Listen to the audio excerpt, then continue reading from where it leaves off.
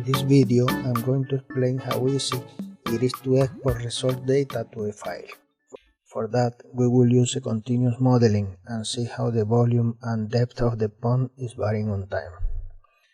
The results will be exported to an external plain text file so that we could read in Excel later. See the icon? It is the one we will use to obtain the table with results.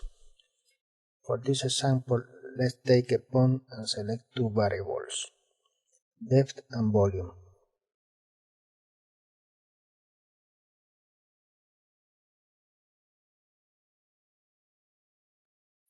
Now to export, we first click here and all will be selected. Then we go to Edit, Copy to Option and select to a file. To a clipboard if we want to paste into Excel, for example.